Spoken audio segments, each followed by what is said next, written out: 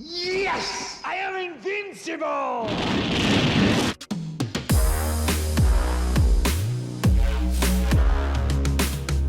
Guys, if you asked me at the start of 2023 if I would ever see myself playing this deck, the answer would be an astounding no. However, after the ban list cut the nuts off of Tearlaments, I find it to be a very fun strategy to play, and it is seeing success. That's why I've taken inspiration from some of the greatest duelists, including those who topped in LA with this particular strategy, and brought it into my own variation of Tearlaments. I have to tell you right now, I am not the greatest tier duelist, but I think that my logic in this deck build is sound. If you have something else that you do differently, let me know in the comments down below, and be sure to stick around to the end of the video so you can see a test hand where we really go in depth and explain how all these points of interaction work. But without further ado, let's dive into this Tearlaments deck profile in 2023 post the neutering ban list. Let's get into it, my friends. Alright, my friends, let's dive on into this Tearlaments deck profile April 2023, baby. We've been seeing this deck, despite its neutering on the ban list, still seeing success, and I'm going to share with you guys my take. Now, let me tell you right now, take it with a grain of salt. I'm not the greatest Tearlaments duelist in the world. I never played the deck until it had its nuts chopped off. So just use that as a frame of reference, but I'm also going to flag the fact that we've been integrating some of the best strategies from the people who have been seeing success, and we'll give credit where it's due as we go through the profile. Without further ado, let's dive into it. Don't forget to stick around till the end. We will be doing a test hand, and if you're new to this deck, let me tell you guys, it's definitely fun to play. I love rolling the slots with this deck. So if you're looking for something fun to mess around with, this is definitely maybe the strategy for you. Without further ado, let's get into it.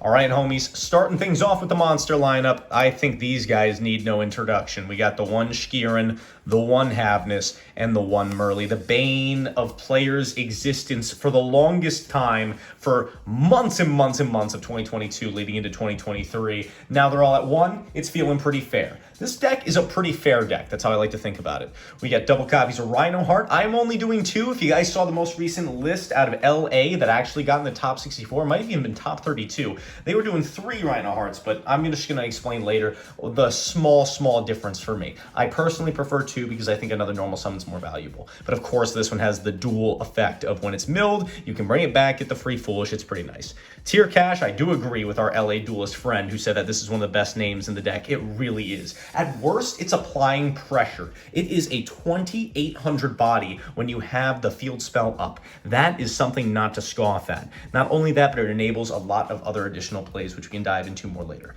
I'm doing 2 Fenrir. I think Fenrir is at bare minimum, you got to play it at 2, because this card's not only a going first card, it's a going second card, my friends. It's a very powerful starter or a going second card. Now, mind you, I prefer to play it in a deck like this instead of something like Kashtira, but if you're a Kashtira duelist, hey, nothing wrong with that. Let's get into our good friends, also all at one, a YuGiOh, Kelbeck, a Keldo, and our friend Medora, all right? They're all at one. You got your shufflers and your millers. What more do I need to say about this? Let's move on. Triple copies of King of the Swamp, absolutely essential because one of the main monsters of this strategy, Kitkalos, is banned, and this gives us access to some of those powerful fusion cards in the game. And I'm doing triple copies of the Diviner. That is my difference from our LA friend here. One of several differences, but this is a key one, is that I think Diviner is a far more valuable normal summon than Rhino Heart. More oftentimes than not, it's such a threatening card. At worst, it's baiting out a hand trap, and if this is your only play, you know, that sucks. But at worst, it's baiting out a hand trap. At best, it's giving you access to Mill 5, a guaranteed shuffler, a heck of a lot more. This card is awesome. I love playing Diviner maxed out. Maybe it's the Drytron player in me coming through in the form of this card, even in a deck that's not Drytron. I'm playing 1 copy of Shaddoll Beast. I'm not playing Squamata. What's the point? I think only the one Shaddoll Beast is really all you need. If you see it, cool. You go for Window and you get your free draw. If not, so be it. It's not the end of the world. I think Squamata, just adding that into the deck is an additional brick. It's a wasted slot, so I just choose to play the 1 copy of Beast. Now, one of my first going second cards, the hard going second cards in the main, a lot of people told me to play this, and I am turned on to it now, the Gamma Seals in the main. With so many players going for a Rise Heart pass, or there being key end board pieces that you need to dissect, I think Gamma Seal is a great strategy. Now, if you're facing down a Vanity's Ruler and a Drytron player, yeah, you might be cooked, but hey, that's okay. More oftentimes than not, the Gamma Seal is going to be putting in work, and it serves the double duty since it's an Aqua. It's another card we can use to fuse into our friend Kaleidoheart.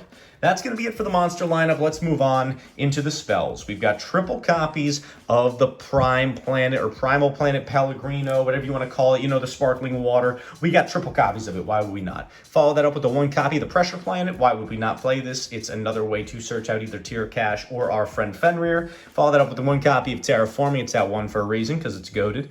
We got our Foolish cards, 2 copies of Foolish Burial Goods, and 1 copy of the Foolish Burial. Bare minimum, guys, this is what you guys got to be playing. Foolish Burial Goods gets you into so many different things. And holding a Foolish for all your plays to get interrupted, stopped, hand-trapped, whatever it may be, and then dropping that Foolish Burial to get either a guaranteed fuse or a mill 5, it's a pretty darn good feeling. Follow that up, I got 2 copies of Scream. I wish there was room for the 3rd copy, but unfortunately all we got space for is the 2. It's pretty much satisfactory. And the 1 copy of Polly to go with our friend King of the Swamp. That's one thing that turns King of the Swamp to a great going 2nd card, is grabbing you that Polly and giving you access to our friend, the, what's his name? The Guardian Chimera. Oh my gosh, that card goes hard into boards. And the last going 2nd card I'm playing in the main that I just dropped onto the field, spoiler alert, 2 copies of Book of Moon in the main. If I could, I would like to main deck 3, but I'm not necessarily sure what I would cut while still being able to keep the deck at 40 cards. So we have it at 2 right now. Again, I wanted all of my hard going 2nd cards to be able to deal with one of our biggest problems, that being Arise Hard Pass. And this card in particular is going to be serving double duty, right? Because even if we see it going first, we can set it and have it be an additional form of interruption. So some people may say this card is kind of silly right now. I have to hard disagree. I think Book of Moon is amazing. Now let's get into our trap cards to close out the main deck. We got 2 copies of the, I remember, it's Sulliek. All right, we got 2 copies of Sulliek, 100%. This is our imperm pretty much, and procs our effects. It's really, really good. I did take this hint from our friend from LA. I decided to only main deck the Sulliek, and I left the Meta Noise in the side. You know, the Book of Moon trap card. I don't think we need to main it right now. I think it makes sense just to play the most high impact, one that you want to see and or mill. It makes sense to play just the Meta Noise. And I do, unfortunately, play the Trip of Karma. I hate this card. This card is terrible. You never want to see it in your hand. If you happen to, though, pop it with Barone. It's the best advice I can give you. Either pop it with Barone or hope that your Runic Naturia opponent ends up popping it for you. That's another praise I want to give to Gamma Seal, by the way. It outs that Nat Beast, okay? Now, this deck doesn't concede to Nat Beast necessarily as easily as a Drytron hand with 4 spells in it, but we sometimes got to respect that card, and Gamma Seal is a way to respect it. Let's go into the extra deck. I think these come with no surprise. We got our friend Rukalos. Oh god, yes, looking gorgeous. Followed up with Kaleidoheart. Legendary. Now, I'm going to point this out. Me as a tier element duelist, which, you know, is a hat I don't wear too often, but I love to wear it when I'm having fun. Kaleidoheart's going to be one of your greatest assets when you're playing this deck, especially post-ban list. That is a lesson I'm still in the process of learning. So just be sure to leverage the fact that this is an additional Foolish Burial when it gets nuked, and you can use it to send things like Scream, Sulliek, or another name for another fuse.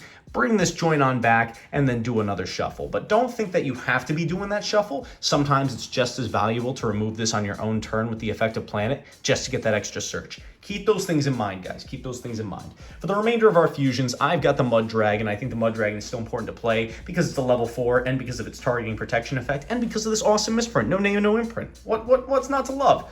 Moving on from there, we do still play the window because I do play the 1 copy of Shadal Beast. Like I said, my logic is if you see it, great. If not, don't stress it. It's not your main game plan, okay? But I do still think, given the fact that it's a very powerful card, it's worth playing the extra deck slot for it. We got the Predaplant. Predaplant, Dracostapelia is a great negate. Now, you usually want to lock and load him with a name engraved. Something like the Mud Dragon is what's going to give you access to the Dracostapelia. Things to keep in mind. Our friend Guardian Chimera, again, one of the most powerful going 2nd cards in the deck. Drawing cards is great. Popping cards is great. Non-targeting. And he becoming a towers on his own when that poly is engraved is a really nice thing. And finally, we got the Graph Fusion. So don't forget, guys, this only negates normal spells and traps as well as any monster effects. And when I say negate, I mean change their effects. But be sure to leverage that to the max of your ability to be able to pitch things like a dead Trip of Karma or a name that you want to fuse with. Just things to keep in mind. That's it for our fusions. Let's move on to the Link monsters. So of course, everybody knows we're playing the Splight Sprint because this guy takes the free dump for the Merly. And to go along with it, I am doing the Cherubini package. A lot of people say, well, this is not worth it. For me, I think it is. I like having a line that gets you to a guaranteed fuse. That's why we're playing the double copies of Fenrir and the Pressure Planet. So we are playing the Cherubini package. And follow that up with our friend Dark. Dark is another really strong card. It makes more sense because it's one of the more easy ones to access if you're only seeing those tier names and still need to get yourself into a sprint. Unfortunately, that's it for the links. Very small package. You know I normally like to play more link monsters than that, but that's all we got room for. One synchro in the form of Baron de Floor. Goated card. Whether you be popping your opponent's card, popping your own Terrific Karma, using it for that Omni Negate, tagging it out into other monsters from the grave. But you can bring back Diviner and send a Shuffler or another Miller. It's insane. Barone is a card that very well someday could be banned. Moving on from there, the Exceeds. Okay, we got a few of these guys. First and foremost, we got our friend Draco Sack. I did say we're playing the Cherubini package, which means we're playing the Draco Sack to go along with it. It gives us a guaranteed fuse. I think it's pretty simple. If you guys don't know that combo line, I think Pac did a video on it as third of the first banless drop, so all credit to him for this line. I still think it's worth playing, but feel free to disagree in the comments down below. I'd love to hear your thoughts. We're playing the Zeus, baby. We gotta play the Zeus. Now, normally I'd be playing 2 copies of Zeus, and that's without a doubt. Right now, our win con is not talents for outing out the Kashtira board. It's the Kaijus and the Book of Moons. So I thought, okay, if they chase after the Zeus, they chase after the Zeus. You know what that means? That means they left us with a Kaleido. So if we see any one of those hard-going second cards in our opening hand, we're going to be right fine, all right? Nothing to worry about. So keeping in just the 1 copy of Zeus, if I were to cut a card for it, it would probably be this guy here, Baguska, who's another really strong card to summon against the Kashtira. Players do not discredit this boy. He is powerful. Very mighty. When are we going to get that lost art with the nice booze bottle, Konami? Let me know. And finally, our friend Time Thief Redoer. Man, this guy puts in work because he makes your fuses like Skirin live, and he also has that powerful yoink effect off the opponent's deck. I gotta tell you, if you're playing into a back row matchup, keep this guy on board and start yanking those traps, and just go to town. So that's it for the extra deck. Let's move into the side deck real quick. First and foremost, you want to make sure you got yourself some Draco Sack tokens if you're going to be playing that strategy. I'm just goofing around. Let's move on. We got triple copies of Ash Blossom for the branded matchup. Branded matchup and generic coverage. You know, even if I was going against Drytron, I would consider bringing this in because Ashing Alpha can be decent.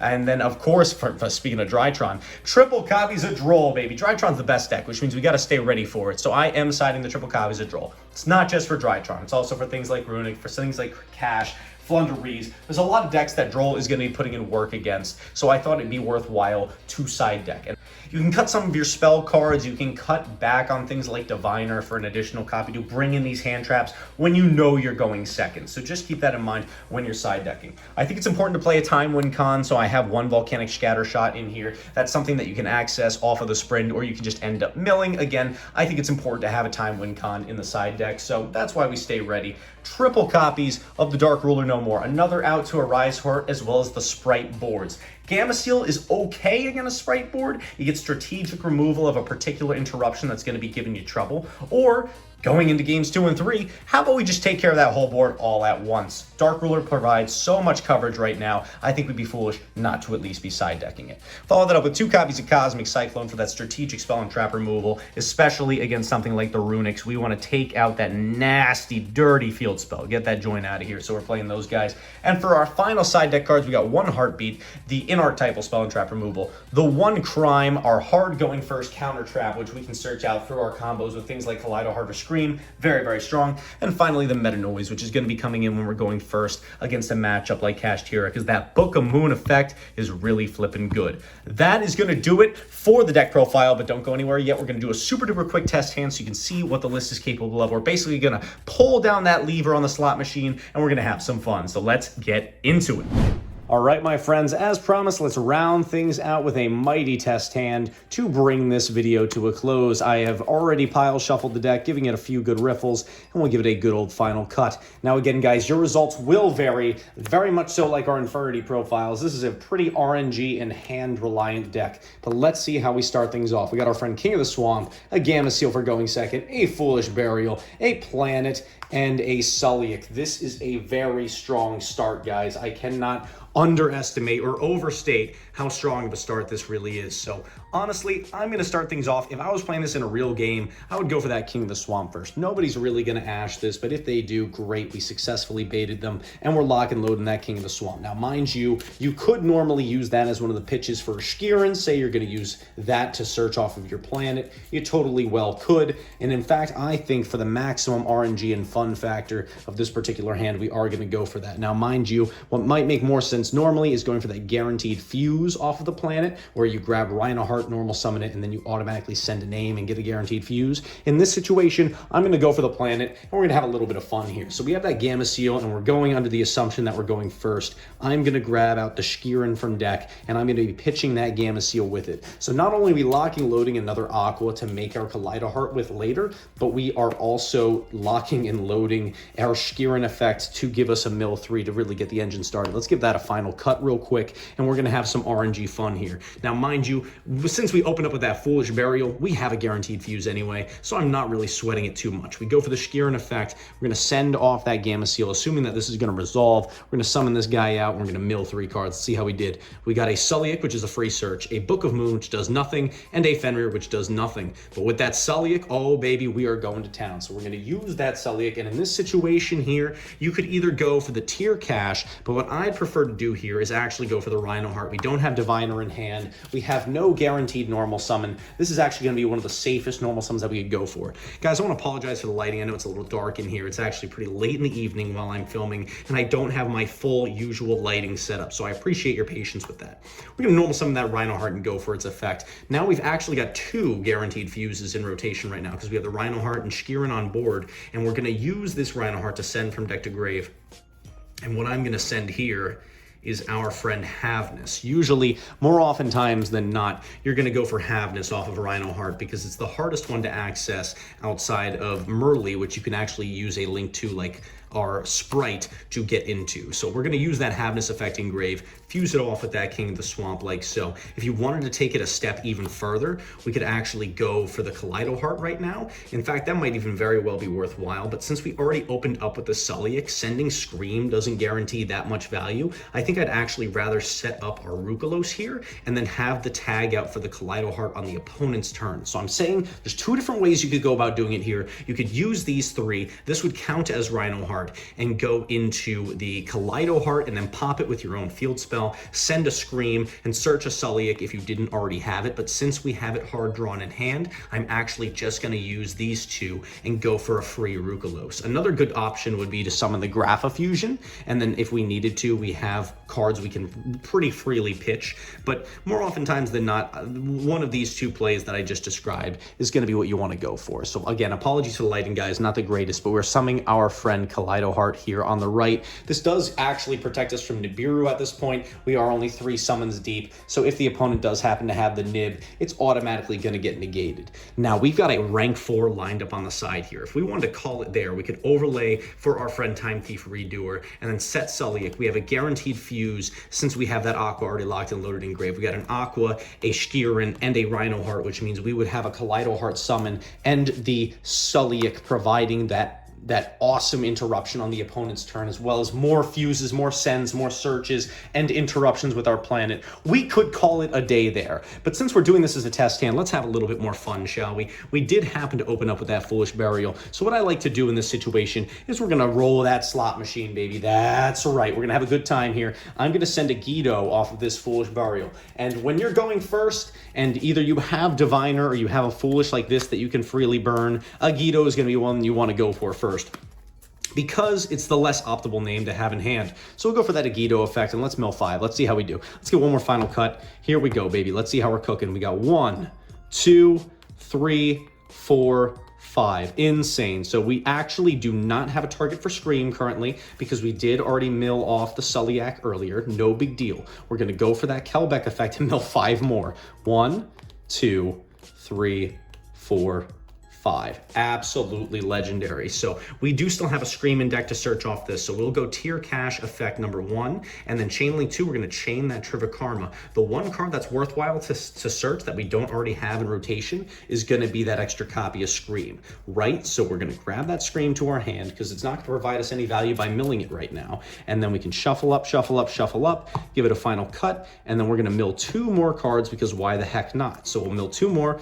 bada bing, bada boom, doesn't really matter. We hit another King of the Swamp, which means when we fuse on the opponent's turn, not only do we have additional fodder, we can pretty much go for whatever we want. So we can use that Scream, throw it on up in the back row, not really going to matter that much, and we can set that Sulliek as another form of interruption. And what I would do here is overlay our 2 friends for the guy I mentioned earlier. Oh, that's right, the GOAT, the Time Thief Redoer. So he is going to give us not only a yoink off the opponent's deck, going into their turn on the draw phase, but he's also going to guarantee us our fuse. Since he does not detach for cost, he detaches for effect. That procs the effects of the tiers. This is common knowledge to any tier element duelist, but if you're new to the deck, like I was coming into this, that is a powerful thing that you got to keep in mind. So let's take a quick inventory here. This doesn't look that insane, right? It's actually a lot more than you may actually think. So we've got the Rukalos negate for a summon. We've got the fusion summon as well as the redoer in rotation. So when we fuse on the opponent's turn, we have the additional pop with the planet. And let's just say we were fusing